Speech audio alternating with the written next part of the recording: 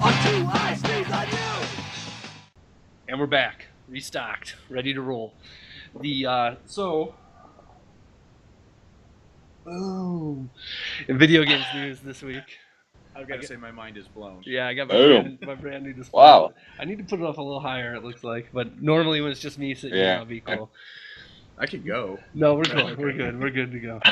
So the number one bit of video game news I have, if you could grab that Game Informer over there. Here you are, sir. Boom. Look at this beautiful cover. Love that. The back's nice too. Yeah, she's awesome. But they announced this week Legend of Zelda is going to have a $20 expansion, going to have extra story content, some extra dungeon in it, and I don't know, a hard mode, I guess. So, you know, I sent you the text that day that news came out. I was pretty pissed off about it, to be honest. Nintendo's like the last holdout of charging you extra money to play the entire game or whatnot. And, you know, I've never played a Zelda that wanted to throw me more story at the end of it. I've, every Zelda since Ocarina of Time, maybe before, the Zelda nerds will make fun of me, but has had a Master Quest at the end after you beat it that didn't cost extra money, sort of thing. So, anyways, I was pretty pissed off about it, but whatever. It's the world we live in today. So, yeah, I'm sure the base game will be plenty good without it also. So, you're not going to spend the $20, right? Yeah, I might. Yeah, I very well may. Yep. I mean, I honestly anticipate that game's going to be my favorite game I play this year. I just have a feeling it's going to be awesome. And I secretly, well, not secretly, but the youngest kid's birthday comes out like 10 days after Legend of Zelda. So I worked that into, would you be interested in this? He's like, oh, yeah. I'm like, okay, sweet. So yeah, I'm stoked for that, but not so stoked about $20 expansions. You kind of replied to me saying you don't really care. Yeah, I mean, it depends.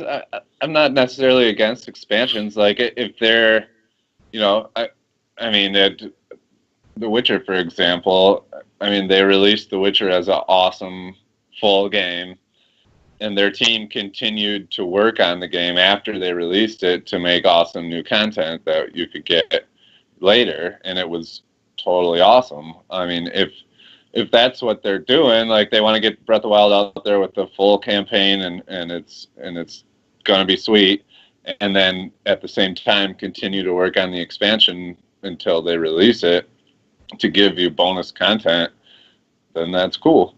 But I mean, if it's already done and they're just holding something back to charge us $20 for later, then yeah, that's stupid. But I mean, if it's something that there's going to continue to work on after releasing the game that we can pay, you know, an extra $20 for and get more content, then cool.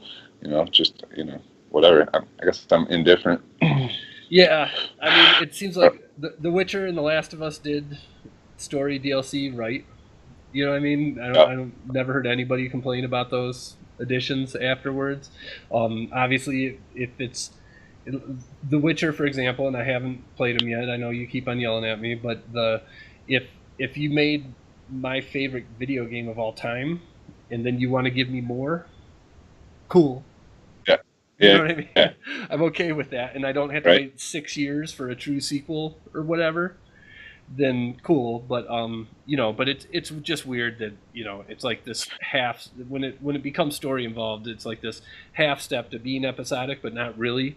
Like you would never, the same thing would never happen in movies. You know what I mean? It's not like, you know what I mean? You get these portions of it afterwards, sort of thing. The same thing doesn't happen in books.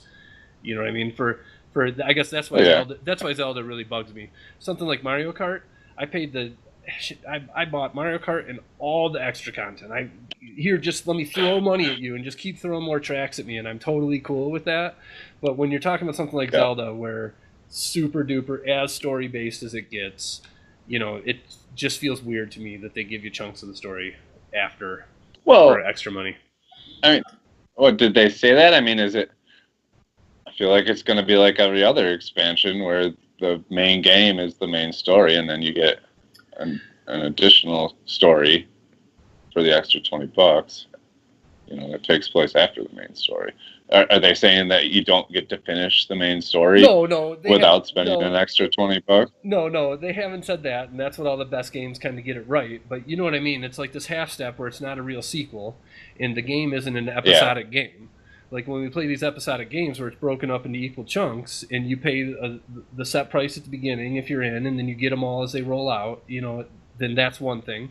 Or you play a full story that they give you all the story, and that's another thing. So the story DLC stuff is just, you know what I mean? It's a little bit weird. But again, if Zelda comes out and is one of the greatest Zeldas ever made, and it's got cool stuff, I'll get it when it happens. I just kind of I'm just not totally happy about that.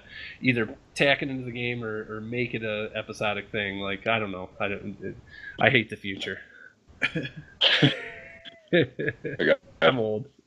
I'm okay with it. Yeah, I'm old. So, so some other stuff, some smaller things. I'll try and blow through a few of these kind of small. I cut the Star Wars out, decided to make that a whole different segment. But the Sony Switch, you hear about this? So no. Somebody found a patent where Sony basically has, it's a touchscreen tablet that two controllers stick on the side of it, and it kind of looks like a DualShock controller handles on the side of it, but it's like exactly what the Switch is or whatever. So that patent got pushed through recently. So it's weird, lots of these patents. Just because somebody makes a patent doesn't mean that they're working on it. So this patent is one of those patent troll things that, right, 10 years ago, somebody, just in case somebody invents this, they can sue them. Sure. Well, no, I think it's more just, their R&D department's building 12 different types of things, and this is just one of them, sort of thing. But it was remarkable how much it just looked exactly like the Nintendo Switch. Is it going to affect the release date of the Switch? No, I don't think it'll happen. Period. I'm kind of excited about that. Yeah, it was just funny that that it came out. So yeah, and then speaking of the Switch, Nintendo announced that your purchased electronic games will be tied to your account and not to the actual device. So coming from a household that has three 3DSs, that sucked before. If one of the kids wanted to buy a game that was only on their eShop, then I'd have to buy it 2 times for them to both play it, which was stupid. Well, yeah, and especially with like Pokemon, like I had the Pokemon Bank on my last 3DS, and I don't think you can transfer it over. I sold my last 3DS, and then I got a new 2DS, and it's gone. It's stuck on my old one. Yep. So it's like. So they're fixing it. So that's cool. Yeah, I heard about that. Yeah. Yep. That's sweet. Yep. You hear about the Magicarp game? No. So the Pokemon Company has announced that their second mobile game is going to be all about their weakest Pokemon, which is Magikarp. And it's translated from Japanese. It came out to Splash Magikarp. Is what the game's called. And so we'll see. No word, no confirmation on it coming to America or whatnot. Magikarp. Yeah. They released like one picture that was like it looks like a pile of dirt with 2 Magikarp kind of outlines in it. I don't know. It looked weird. But FYI, Pokemon Company is coming. Yep. They want some more money. So Bethesda announced that they're going to have another E3 press conference. So those have been the best the past 2 years. So pretty stoked about that. PlayStation Vita turned 5 this last week. I just wanted to not do a whole Vita segment, but say happy birthday to the Vita. Just in time for Sony to drop PlayStation Now support from it. So this past week, PlayStation Now got turned off on the PS3 and the PlayStation Vita. So it's a bunch of garbage, anyways. But whatever. That's a whole different thing. Yeah. And then just 2 big games came out the past couple weeks or whatnot. For Honor, doing about 81 on Metacritic. A lot of people say that the fighting is awesome in it, but it's one of those kind of the story mode is apparently lackluster. And so it's all about do you want to fight people online or not. If you do, then it's cool. And then this, so Horizon, apparently their embargo is up today, which is a week later because everybody's review popped up online today, and it's doing. Yeah, I saw it. Yeah, it's doing 88 on Metacritic, which is awesome for a video game. It's totally. I think the highest thing that they've got this year is 91 on there. Really? Yeah. The one review I read gave it 9.5. So Right. Yeah. Right. Yeah.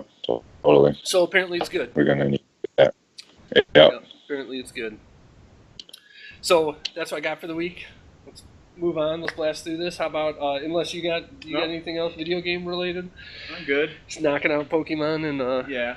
and, the Don't Starve. yeah, that was good.